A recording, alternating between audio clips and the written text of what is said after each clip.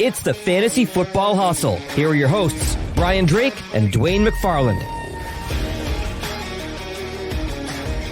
So I hope you folks like what we're doing here on the Fantasy Football Hustle. He's Dwain McFarland of Establish the Run and Pro Football Focus. I'm Brian Drake from FightingChanceFantasy.com. We're getting great feedback in the chat room. People are digging the visuals. We appreciate that. We love the chatter, everything going on there. Follow the show at FF Hustle on Twitter. I'm at Drake Fantasy. He is at Dwain McFarland.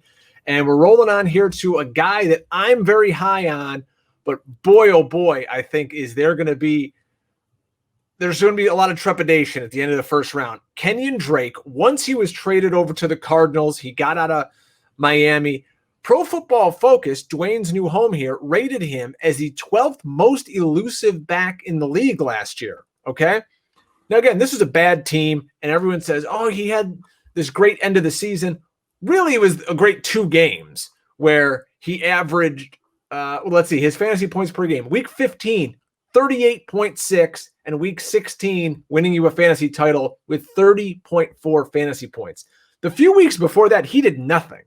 So a lot of this is kind of what have you done for me lately for fantasy owners. Maybe he carried him to a title. But I want to see, Dwain, is this the real deal? Is Kenyan Drake going to be somebody for 16 weeks who is worthy of a first-round pick? Yeah, I think it's a great question. I was hoping he would be more in that second round range, and we never know when you kind of kick draft season off. But yeah, he's sometimes making around that turn. I've been in some $350 type drafts, and I've seen him go in the first round. So he's not always making it around that turn. If you think about kind of where we've been going, with these other guys, if you look at his 8 games in Arizona, just like we talked about with Derrick Henry, 20 points per game. Okay. So, I mean, he did do well, but it's like you said, he had these spikes. So the weeks where he was over the 25 points, 3 of 8 games with the Cardinals. So 38%, right? He was an RB2, 2 of the 8 games, 25%. So while he wasn't just going nuts, that's still pretty good, Drake, right? You're talking about that's what, 58, 63, 62% of the games that he played with the Cardinals, he was an RB1 or an RB2. So 38% of the games he was under the 14. The good news is, he didn't have like any absolute 3s or 2s. This 7 here in week 13 was the most problematic. And the thing, with Drake is it wasn't so much we'll talk about his utilization here in just a second. But week 10 was against Tampa Bay. I have to look back at my notes. Week 11, I believe, was San Francisco. Yep, San Francisco. Week 13 was the Rams, and week 14 was Pittsburgh. Those teams. The Bucs got better down the stretch, right? Those teams all were really good. I remember week 10 because I used him in DFS all over the place against the Bucs, and their defense came out and just went gangbusters that game. But weeks 10, 11, 13, and 14, his bigger issue was efficiency against good defenses, right? You'll see, the 38, the 33. I mean, the good news is you get these 3 games that are over. You get, basically 2 games, like I said, that are in that RB2, but then you get these 3. But the good thing about these 3, right, is he's going to still be getting those targets and receptions. In fact, Drake, this is crazy. In week 10, this tells you about how crazy things can be and what can be hidden in this data. 6 receptions on 6 targets. Guess how many yards? Tell me it was 6. Yeah, 6. 666, Drake. I know, anyway, we'll keep going. The next week, 7 targets, 6 receptions, 13 yards. So to me, when I see that kind of stuff, that's crazy. 6 yards, 13 yards. Now you bring in DeAndre Hopkins, to help open up more things. You got Christian Kirk going into his 3rd year. I think there's potential for Kenyan Drake to be, the 3rd target on this team. But here's what I like, Drake. Look at this. No matter what the game script, he's not doing that thing that we saw with our previous 2 runners. He's staying up here. And this is when David Johnson in one of these weeks, it was Edmonds. Week 17, there was no David Johnson. And Edmonds had 6%. He played on 6% of the snaps.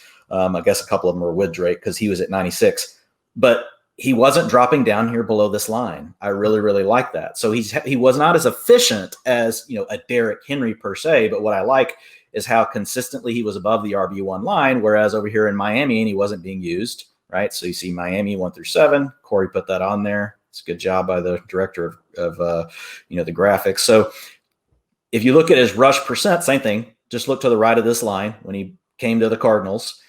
Notice this. Look at these carries inside the 5.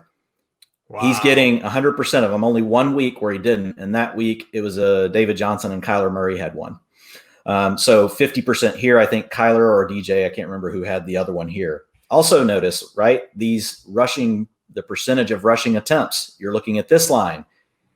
He's at or above the line every week. So snaps, he did it. Here he does it again, right, with the percentage of rushing. Now look at that, Drake. Look at the routes ran per drop back. He's in That's the RB1 what you want to see out of a territory. running back. You want guys who catch the football and are involved in the passing game no matter what. And in this week, this week 14 week, right, if we go back up, right, that was the only weird week. And in that week, he got dinged. And there was actually 3 guys that played runner that week. So that one is a little bit misleading. Really, all the games where he didn't have any of those issues, he's staying up here. So I think for Kenyan Drake, when I look at it, if the Cardinals can take a step forward, with David Johnson being gone, and even if we look at David Johnson, over those weeks, let me pull up real quick on the weeks where he was sharing, the carries with Kenyan Drake. He was averaging 15% of the rushing attempts in these weeks with Kenyan Drake. And it was 6% of the rushing attempts to Chase Edmonds in one of those weeks. In 1 week, there was 3 guys involved. It was in the week where it was 3 guys involved, it was David Johnson and Chase Edmonds. So what I like here is the fact that really, his struggles were tied to the efficiency. So it's a total different thing than what we were talking about with Derrick Henry and Joe Mixon.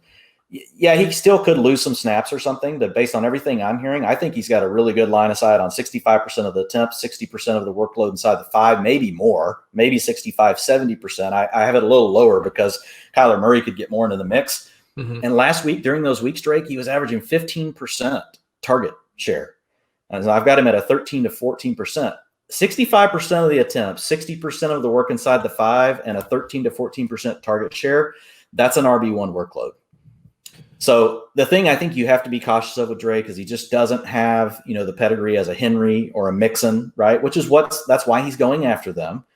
But I feel like his role is much more defined. I don't blame anybody taking, Derrick Henry ahead of Kenyan Drake, but I'm taking Kenyan Drake ahead of Mixon right now. I like the offense that he's in, a little bit better. I do think that the Bengals offense is going to be better. And I think that could easily help Mixon's touchdowns get up to, 8 or 9, which is going to erase a lot of his problems around the receptions. But the problem is you're still going to have the spiky up and down weeks. Whereas Kenyan Drake, we just need the Cardinals offensive line to be a little bit better, right? We just need, a little bit more efficiency out of the team. I feel like the workload is going to be there. So for me on Kenyan Drake, a lot of people are saying, he's being overdrafted. I think he's accurately valued, at the moment with his ADP being right around pick 14 and what was it, Drake running back 7. And you might be able to get him as your RB2. So imagine, you're at the end of that first round and you get a Mixon or one of these other guys we're going to talk about, and then Kenyan Drake falls to you in the second round. Now you're really cooking with gas. You're ahead of the game. And the Cardinals are telling you what they're going to do here. They got rid of David Johnson, right? They gave Drake an extension. Really, it's a 1-year, fully guaranteed $8 million salary. He's the guy, and he's an unrestricted free agent after this season. They can run the wheels off him if they want to. They're not tied to him, so look for him to get a big load this year, and they can go draft somebody next season. Yeah, and Chase Edmonds isn't expensive. Yeah, definitely so draft. It's easy to get Chase Edmonds. It's not one of these handcuffs where you got to worry about it in round 9 or 10, right? Chase Edmonds, you can get later than that. So I like, that. And so I do think if you invest early in Kenyan Drake, I would be willing to grab Chase Edmonds because he's going late enough that I don't feel like I have to force it. I'm not going to be super upset if I don't get him, but just because the pedigree is a little less, I wouldn't mind having, Edmonds as well because of his price. And we saw Edmonds blow up in his 1 week where he got all the work. He scored like 35 points. So basically the other thing you're doing, you've got an injury handcuff is really the main thing you're looking for. Or if for some reason, Drake just can't, it's a small sample. It was 8 games, but it wasn't like Kenyan Drake was really bad before that. We were screaming at Adam Gase for years to get the guy, more involved. Mm-hmm.